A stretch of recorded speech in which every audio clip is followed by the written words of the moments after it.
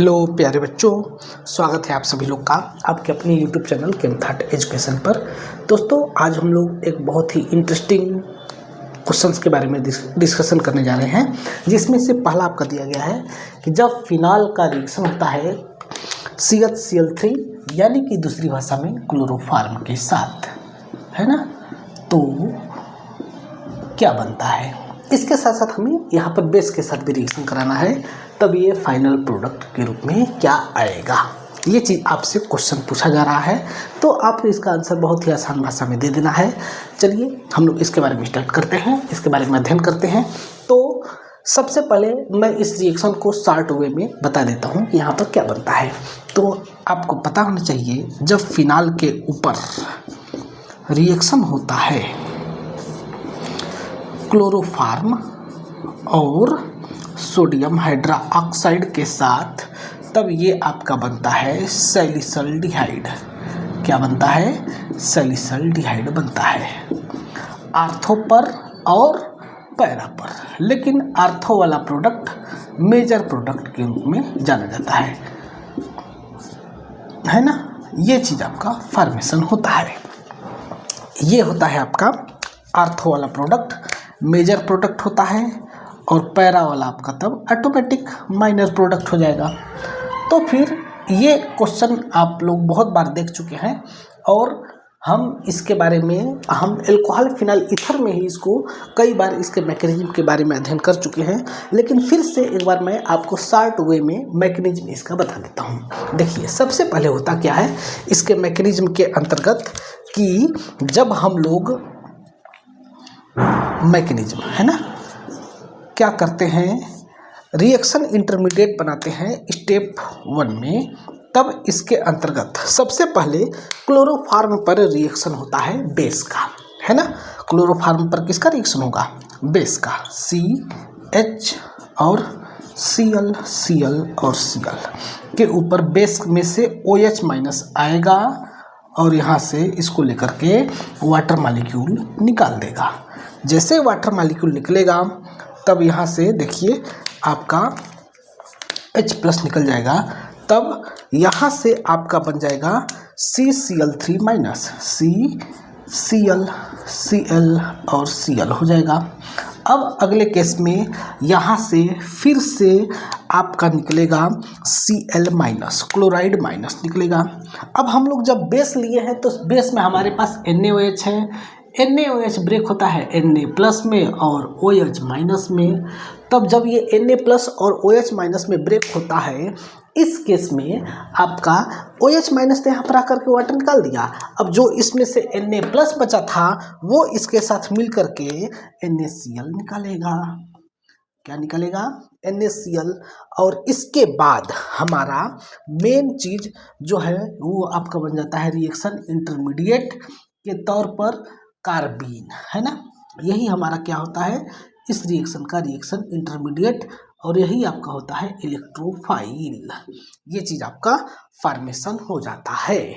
अब अगले केस में क्या होता है, स्टेप 2 में यहाँ पर इलेक्ट्रोफाइल अटैक करता है इस फिनाल के ऊपर और बनाता है आपका सैलिसल्डिहाइड नाम का प्रोडक्ट। ठीक है, तो इस चीज़ को मैं यहाँ पर बताने का प्रयास करता हूँ। देखते हैं, उम्मीद करते हैं, कोशिश करते हैं कि इस कम जगह में ये हो जाए। स्टेप 2 में आपका प्रोडक्ट का फॉर्मेशन होता है, लेकिन इस रिएक्शन के रिएक्टिविटी को बढ़ाने के लिए सबसे पहले हम फिनाल को सोडियम फिनॉक्साइड में कन्वर्ट करते हैं, ताकि उसकी रिएक्टिविटी बढ़ जाए। ठीक है, देखिए, जब हम लोग फिनाल के ऊपर सबसे पहले रिएक्शन कराते हैं बेस का, तो यहाँ से H+ को बाहर निकाला जाता है, और ये बन जाता है आपका सोडियम फिनॉक्साइड।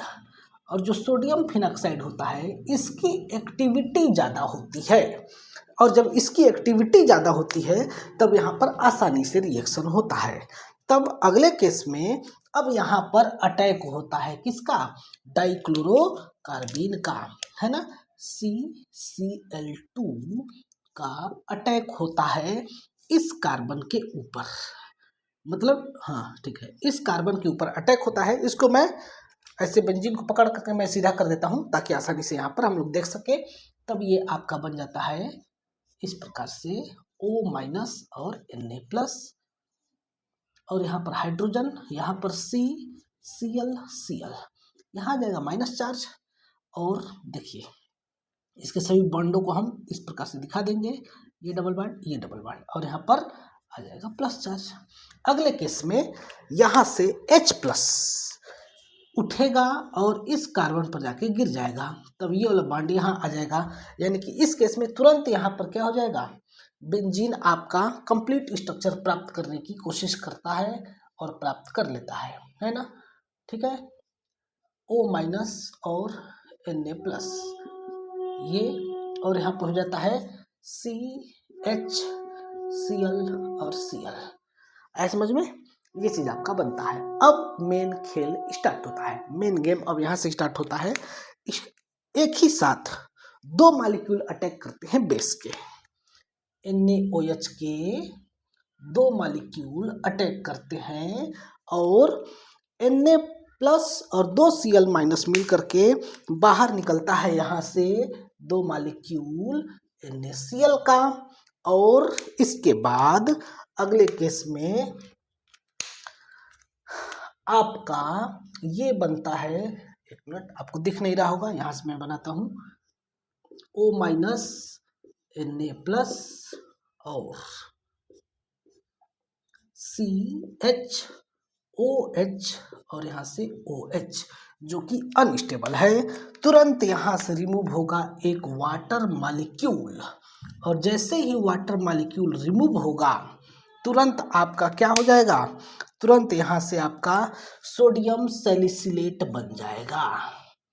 सैलिसल्डिहाइड की जगह पर पहले बनेगा सोडियम सैलिसिलेट।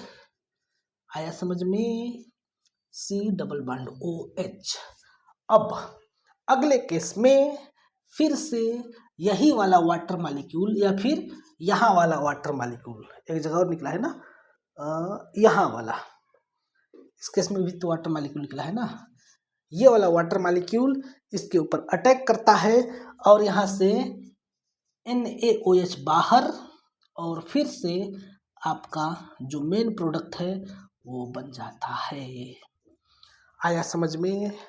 तो ये इस प्रकार से रिएक्शन चलता है। सबसे पहले ये बनेगा, इसके बाद रिएक्शन चलते चलते चलते चलते चलते चलते चलते ऐसे, फिर ऐसे। आया समझ में? इस प्रकार से इस रिएक्शन करते हैं। थोड़ा सा बड़ा रिएक्शन है, इसका पूरा मैंने मैकेनिज्म बता दिया। अब चलते हैं अगले रिएक्शन पर, अगले क्वेश्चन के ऊपर। पहला क्वेश्चन बहुत ज़्यादा इम्पॉर्टेंट है, इतना ज़्यादा इम्पॉर्टेंट है कि इसके बारे में आपको हर एक एग्जाम में पूछा जाता है, CET में, JEE में, नीट में, CUET में, इवन हायर क्लासेस में भी पूछा जाता है। इसलिए ये रिएक्शन देखना बहुत ज़्यादा खास हो जाता था। अब देखते हैं, इस क्वेश्चन पूछा जा रहा है कौन सा ऑप्शन सही है, ये आपसे पूछा जा रहा है। तो देखिए, पहला आपका दिया है on reduction with aldehyde gives 2 degree alcohol. जब हम लोग एल्डिहाइड का रिडक्शन करते हैं तो क्या ये 2 डिग्री का एल्कोहल देता है? तो बिल्कुल भी गलत बात है, बिल्कुल ही गलत बात है।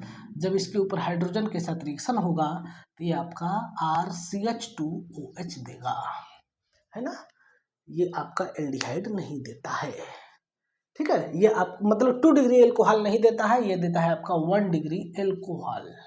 दूसरा रिएक्शन यहाँ पर दिया गया है कि जब हम लोग वेजिटेबल ऑयल के ऊपर H2SO4 के साथ रिएक्शन कराएंगे तो ग्लिसरीन देगा ना भैया।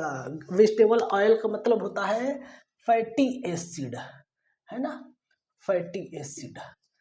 फैटी एसिड में हायर मॉलिक्यूलर मास का कार्बोक्सिलिक एसिड होता है, यानी कि यहाँ पर RC डबल बॉन्ड OH होगा, इसके ऊपर H2SO4 का अगर हम रिएक्शन करा दें तो यहाँ से ये कैसे बन जाएगा भैया, बता दीजिए आप ही, ये कैसे बनेगा? नहीं बनेगा ना।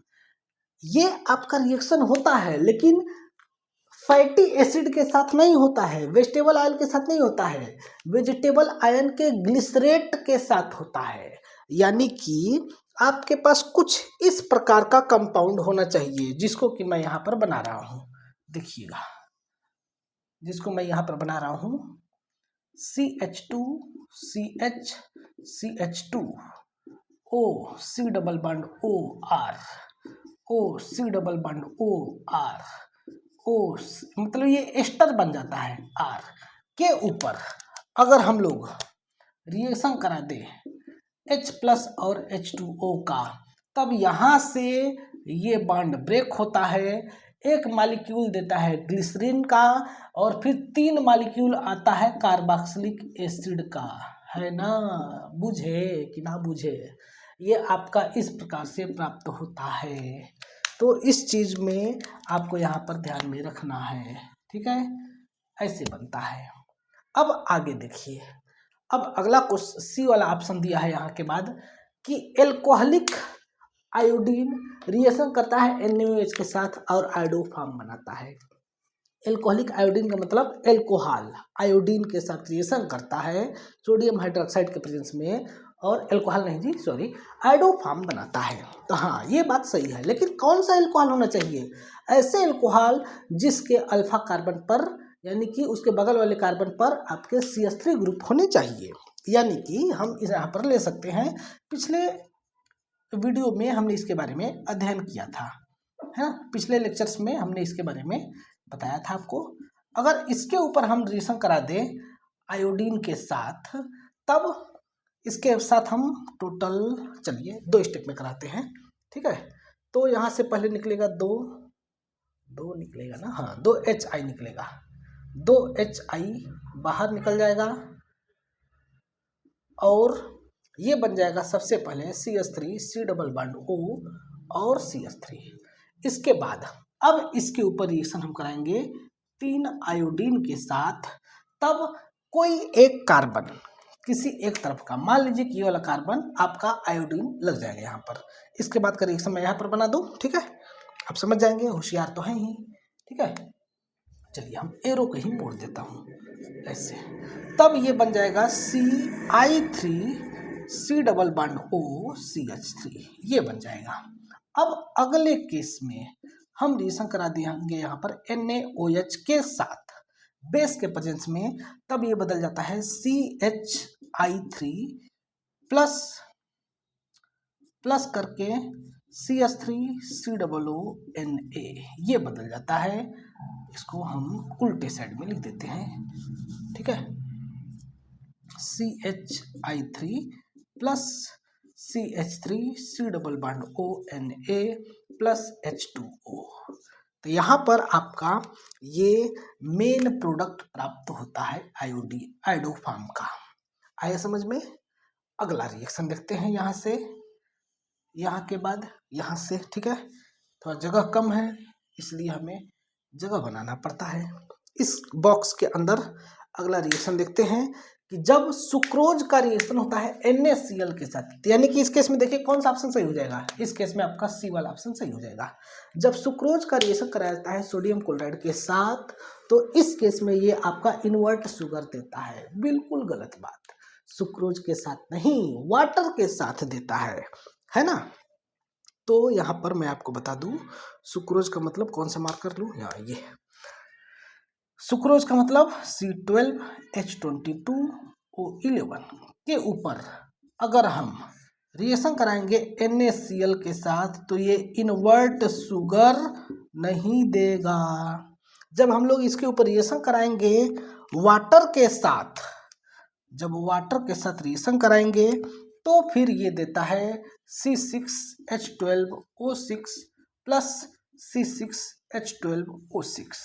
इसको हम लोग इन्वर्ट शुगर क्यों कहते हैं?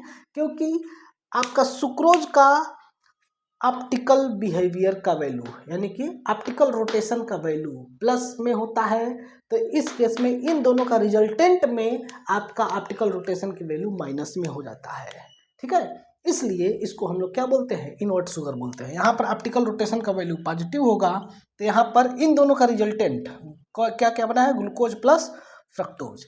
इसका रिजल्टेंट का ऑप्टिकल रोटेशन का वैल्यू क्या हो जाता है, निगेटिव में हो जाता है, पॉजिटिव से निगेटिव में हो जाता है, जिसके चलते इसको हम लोग क्या बोलते हैं, इन्वर्ट शुगर बोलते हैं। क्योंकि इसका जो ऑप्टिकल रोटेशन की वैल्यू थी वह क्या हो गया, इन्वर्स हो गया। आया समझ में? उम्मीद करते हैं कि ये सारी चीज़ें आपको समझ में आ गई होगी। तो हमने बहुत ही अच्छे ढंग से थोड़ा सा ज़्यादा कॉम्प्लिकेटेड तौर पर। अगले केस में हम क्या करेंगे, क्वेश्चन को और छोटा छोटा लिखेंगे ताकि हमें आंसर के लिए जगह मिल जाए, है ना। तो हमने इस प्रकार से समझ लिया इसको। अब हम इसको भी थोड़ा सा ये लाइन खींच देते हैं। अगर आपको ज़रूरत पड़े तो आप यहाँ से इसका स्क्रीनशॉट ले सकते हैं, यहाँ से ऐसे ऐसे, ठीक है। अब सही है, इसका आप स्क्रीनशॉट ले सकते हैं। ये लाइन भी ऐसे, ठीक है, ताकि आप कंफ्यूज ना हो। ओके, उम्मीद करते हैं कि ये सारी चीज़ें आपको समझ में आ गई होगी। अगले नेक्स्ट वीडियो में हम लोग और भी बहुत सारे क्वेश्चंस के बारे में चर्चा करेंगे, ठीक है। तो आप हमारे साथ ऐसे ही बने रहिए। अगर आपके पास भी कोई क्वेश्चन हो, डाउट हो, तो आप हमारे इस दिए गए नंबर पर कांटेक्ट करिए। हम आपको बिल्कुल अच्छी तरह से हेल्प करने का प्रयास करेंगे, ठीक है। तब मिलते हैं नेक्स्ट वीडियो में। आपका बहुत बहुत धन्यवाद।